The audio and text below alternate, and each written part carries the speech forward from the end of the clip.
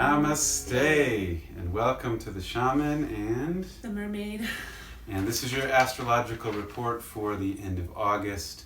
We're going to start off by running down the astrological aspects, or a nicer way to say that is the astrological weather. Who use aspects anyway? A lot of astrologers. Oh yeah, but you all want to know what the weather is, not the aspects. Same.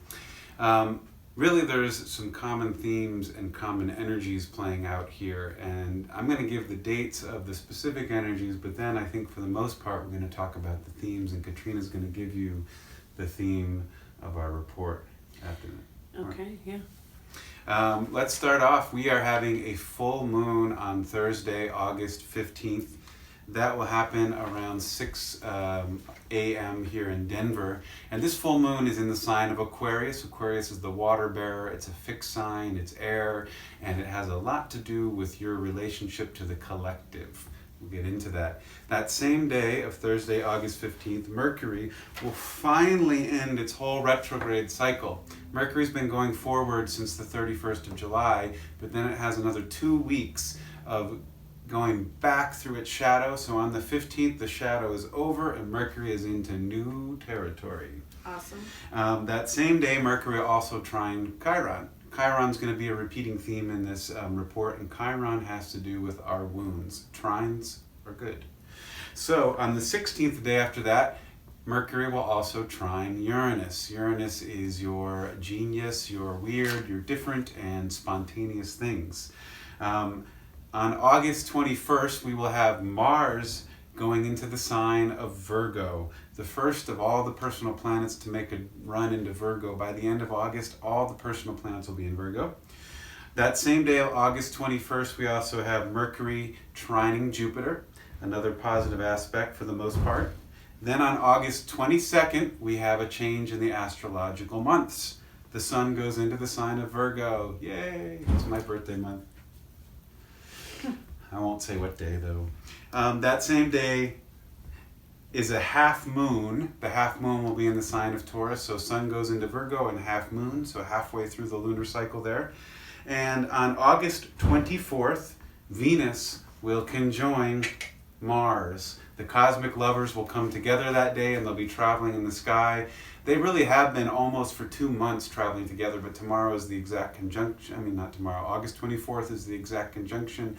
And so there's lots of positive things that can happen then. And we'll touch on that. That same day, Venus will quincunx, or in conjunct, Chiron. You may not be familiar with the term quincunx. It's 150-degree angle, and in astrology, the quincunx, or 150, is a... What would you say about that angle?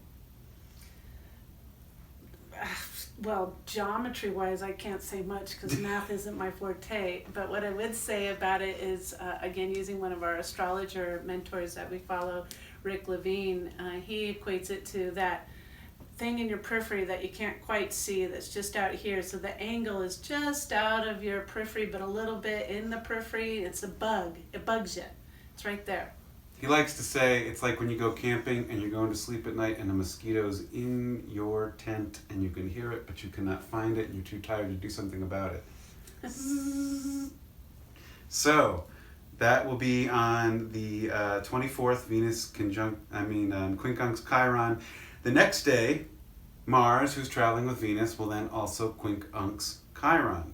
Now here's the theme. All these personal planets will first make that 150-degree aspect with Chiron, the wound, and then shortly thereafter, a day or two later, they'll make a trine with the planet Uranus. And so it's this repeating pattern that's going to happen. The wound, and then the unusual and innovative. The wound, and then the new. So Mars will take that same pattern, and then on the 26th, my birthday, Venus will trine Uranus. Then on the 28th, Mars will trine Uranus. Then the Sun on the 28th will also quincunx Chiron. We're almost to the end of the list, people. Mercury goes into the sign of Virgo on August 29th, and then the Sun trines Mercury on August 29th. That brings us to the next report for the new moon on August 30th, when the moon will also trine Uranus that day. It's a whole party. So let's maybe delve into here about the themes that we have going on. Where do you want to start? I kind of sum up this whole next 2 weeks as don't battle with your bravado, if I could sum it easily, because I think this is a time for just kind of gelling and letting things set and not rocking the boat too much.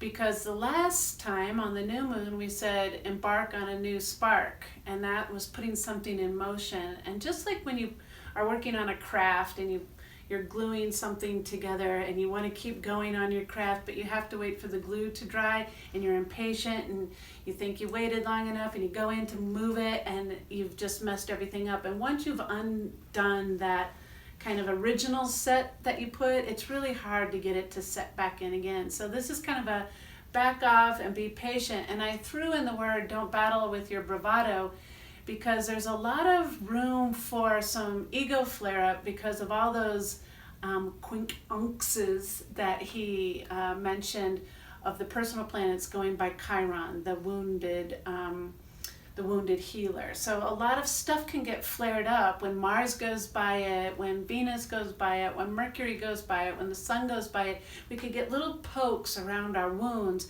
and we might flare up and get a little bit boisterous, or want to stamp some people down with those little pokes. And the best thing to do is just let things gel and set for a little bit and let things really get fixed on that prior spark that you started when the moon was in Leo. And so now it's around on the other side in Aquarius, and Aquarius is the innovator. It's the genius. It's the one who can think of these really great ideas and tinkering and putting those glue projects together and letting it kind of gel and set and sitting back and thinking about it a little bit. This is a time for that, but we might feel too poked and aggressive because, as Michael said, also Uranus is, to me this is the biggest part of the report, that Uranus is retrograde, and it's going to be retrograde, or it's going to go retrograde, and it's going to stay retrograde until January. And for this next little bit of time, it's like the crazy Uncle Uranus, inventor, is kind of going through life sideways. So he's already a little bit unusual, a little bit eccentric, a little bit spontaneous, random. You never know what's going to come, and he's going a little bit, wonkier than usual.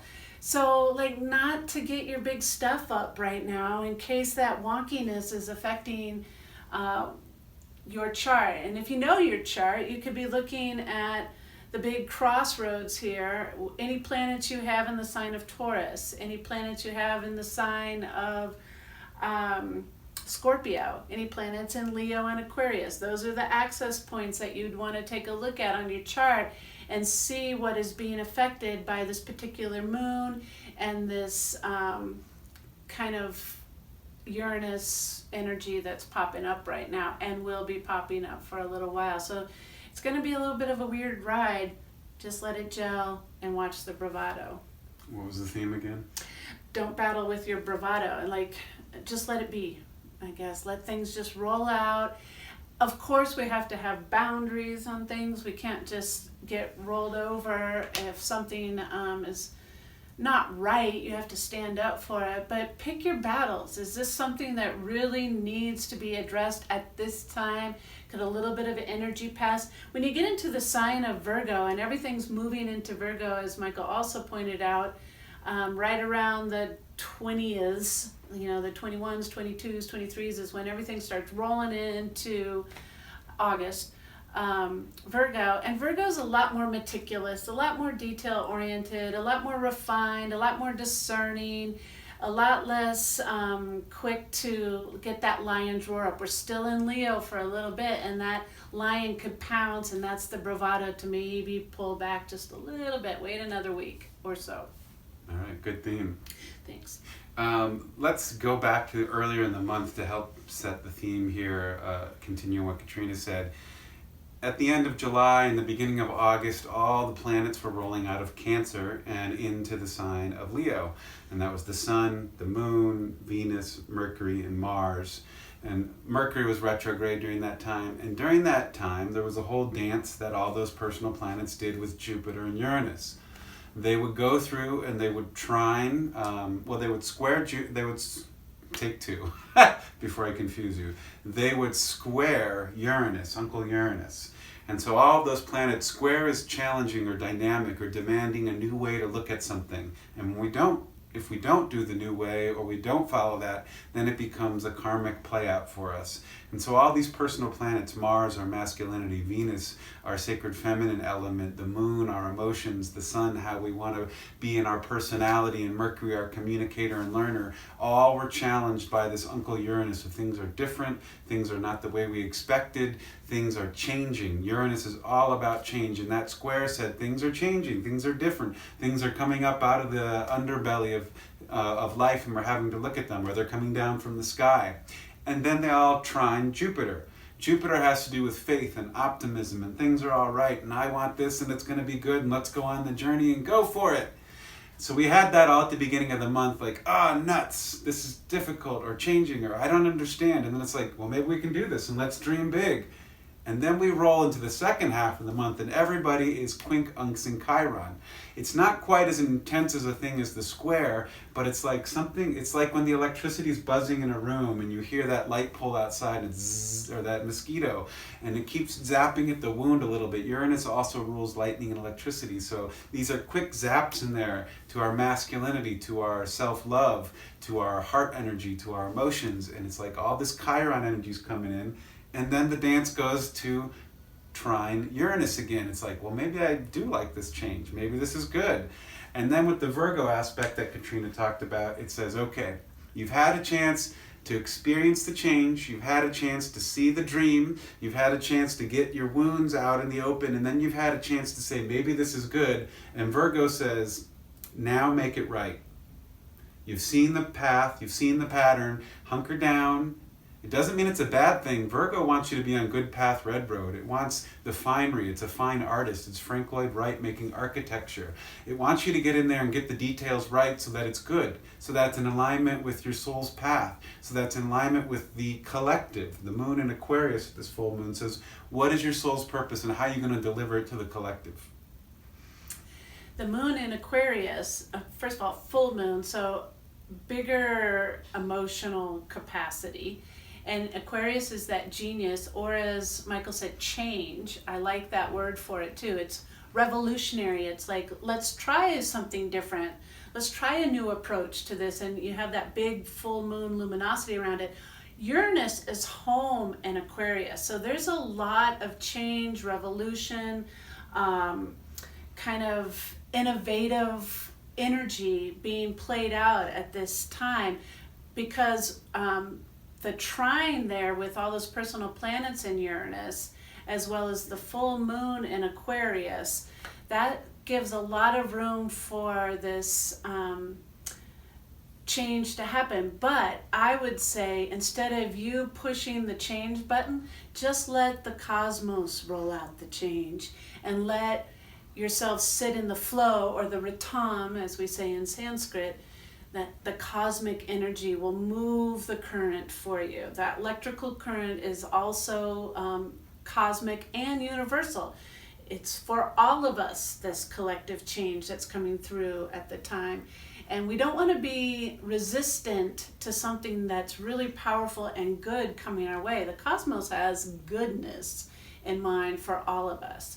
So it's not going to throw us a lightning bolt that's going to be catastrophic in the big picture. It might feel catastrophic in the moment, like a volcano erupting would be not unusual with Uranus in Taurus retrograde and a full moon in Aquarius. That would be potential for all kinds of, anything of the natural earth having a hurricane or earthquake or tsunami or volcanoes erupting. That would be very earth oriented, and that would be very sudden and random. And at first would be like catastrophic, and prayers that nothing like that happens, and at least not detrimental to humanity if it does happen, or to human life or any life form. But often the case, it does happen that way, and we drop to our knees and we're in woe for that. But the bigger picture, if the universe is stirring this up, is bringing it to our attention for a reason to do something, of the sacrificial lambs, so to speak, of what we, like, wake up people, something needs to change. But going in and trying to put a cap on a volcano is not going to work. The volcano is going to erupt. But what we can do is do things to work on our earth and our climate, and treat her better, treat her in the right way. And these little eruptions and volcanoes are giving us that poke, that's kind of like the quincunx to our personal planets as they go by. It's a little poke, hey, wake up, hey, wake up, hey, wake up, hey, wake up. And I think if we let ourselves reflect on this, because this is also a very reflective time, if we let ourselves reflect on what is poking and what is pushing, and while that craft project is gelling, we can be thinking of other things that when it's dry and ready to be manipulated, what we can be doing to it then. We don't have to go in while it's still wet and setting. And just let it be a little bit more of a mature approach to how we're addressing what's coming at us. And we can feel it. We all feel it. It's crazy. It's been a crazy year. It's been a crazy 2 years. But if you're just reflecting back on the immediate month, it's been intense. It's been really intense. And it's not just you, it's all of us feeling it. And instead of getting scared or overly reactive and not acting out of our heart centers, which is really where we need to come from, and that's that Sun-Venus conjunction that's happening now. It's reminding us, as we're being outward expressive, to stay in our heart place. That she's staying right there next to the sun, saying stay in your heart place when you're being outward expressive. Do we have anything else? I'll add a small bit. We're talking about the astrological weather basically for a month here, but to throw out a cycle of 7 years and all the way back to the 1930s, Uranus was in the sign of Taurus last 84 years ago. That was 1934 to 1941. And so in astrology, when planets return back to signs they were in, we have similar energies playing out. It doesn't necessarily mean that everything will be the same as it was in the late 1930s, because that was we're looking at not a good time for the world. Prohibition, we're in between world wars, it's Great Depression. the Great Depression, Dust Bowl, like not good times. dictators. That's that Taurus Uranus energy. But it is great change. And I would like to put the positive spin that, this is a karmic return. What we did in the 1930s, late 1930s up to 1941, this is a chance to revisit that and say, how do we want to envision? Uranus is the sign of the visionary. How do we want to envision the future now? Do we want to have it play out the way we did in the late 30s with war and financial collapse? Or do we want to envision a place of, organic farming for our children and building structures that help out the environment and looking at borders? Taurus has to do with borders of countries. And so this could be a time where we say there are no borders. I mean, of course we have some, but we are becoming a global cosmic family. Right.